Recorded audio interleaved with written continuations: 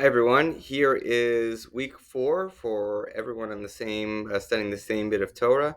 Here is our psuk of the week: Pharaoh's daughter going down to wash, and here is the verse itself. Right, daughter of Pharaoh goes down to wash by the Nile, and her servants are with her. Their servants are walking on the banks of the water, and she sees the basket among the reeds, and she sends out her either maidservant or her amma. And she takes it.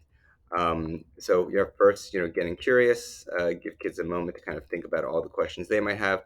I went around the room, kind of boggle style, to see kind of what questions people had, and then I showed them these questions, kind of turning over the page, and said, were any of these actually your questions, right? Pharaoh's daughter could have washed anywhere. Why here, where there's so much death happening? How is Pharaoh's daughter? How is it she doesn't have a name? Her name, by the way, is Batya, at least according to the Midrash.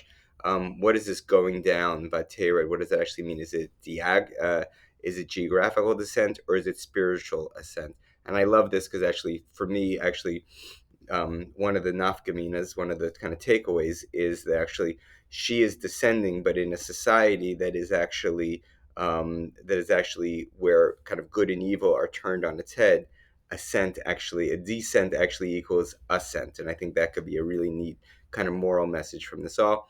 All right, why does it say wash on? If we look at the verse lirchotz al hayor. That's weird. Like she's not washing in the water; she's washing on the water. So, like, what does that actually mean?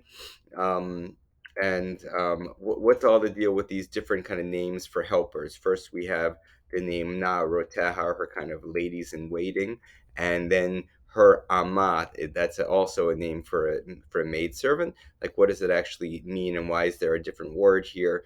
And some of the commentaries say like these are like she's sending off all the people who are around her because she's afraid if they see what she's doing, they will kind of tell Pharaoh and she'll get in trouble. Or the other idea is that Amma, the singular Amata, is Amma Shelah, and Amma is a form of measurement, a cubit from your elbow to your longest finger. And so the idea is actually this is her. She sends out her hand, not her servant, but she sends out her hand, and her hand actually in the process of being sent out to save this child automatically extends, gets longer than it is the foot of a cubit. And I just remember, I know stories like of people who are in moments of real tragedy or in moments of real trauma, they actually get like special human strength, or superhuman strength, or superhuman abilities at that moment that they did not have before.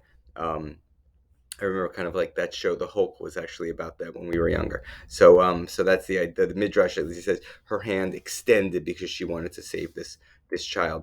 Um, good. So those are kind of the questions that came up, at least among the kind of the some major maforshim. Then I give kind of some answers, and the way I did this actually in my class last week was, you know. Are there look at these answers and then we'll take a vote, like is there any answer we want to discuss a little bit more? And then so I took a vote, 1, 2, 3, 4, and then from there we had like a 1 or 2 minute discussion to kind of figure out kind of some nachmina. So I take a vote, comment. The comment we want to talk about now is, and then kind of our nafkamina.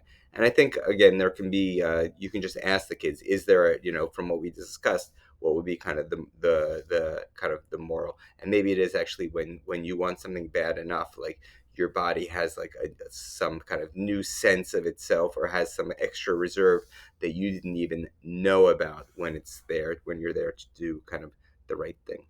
All right, best of luck with this.